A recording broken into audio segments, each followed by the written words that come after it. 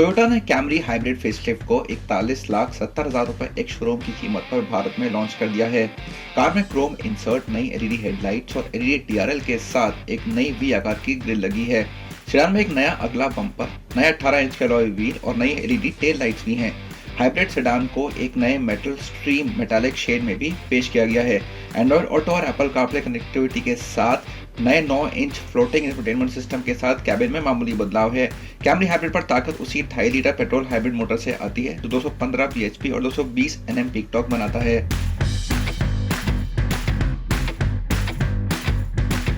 Mahindra and Mahindra आखिरकार कर्ज में डूबी सैंगयोंग मोटर कंपनी से अलग होगी।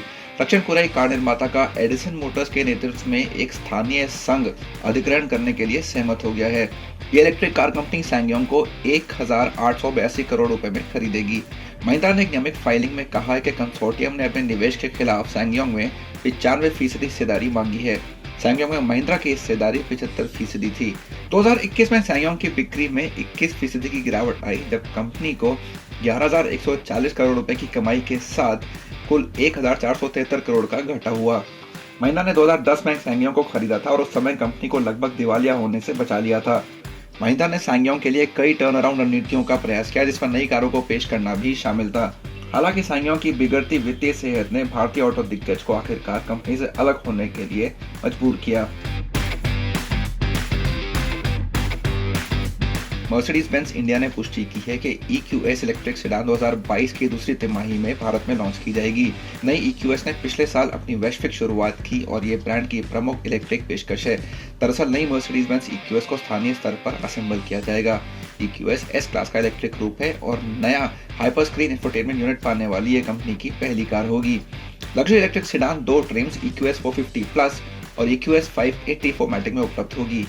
EQS 450 प्लस में एक इलेक्ट्रिक मोटर है जो 328 bhp और 568 Nm पीक टॉर्क बनाती है। ज्यादा ताकतवर EQS 580 4मैटिक में 516 bhp और 855 Nm पीक टॉर्क बनाने के लिए 2 इलेक्ट्रिक मोटर लगी हैं। EQS 107.8 kilowatt hour lithium ion battery के साथ आती है जो एक बार चार्ज करने पर 770 किलोमीटर की रेंज का वादा करती है।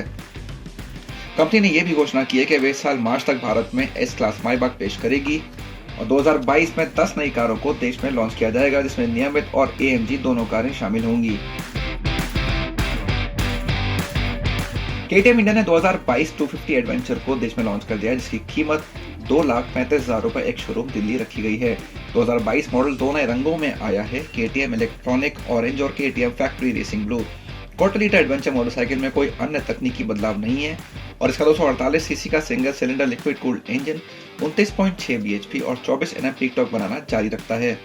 250 एडवेंचर में 19 इंच का अगला और 17 इंच का पिछला cast alloy wheel, WP source suspension setup, dual channel ABS के साथ बाइब्रे ब्रेक और 400 किलोमीटर से अधिक रेंज वाला 14.5 लीटर का फ्यूल टैंक है।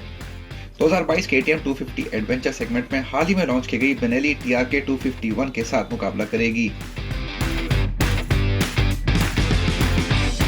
आई होप कि आपको ये वीडियो पसंद आया। आप हमारे चैनल को सब्सक्राइब करना ना भूलें।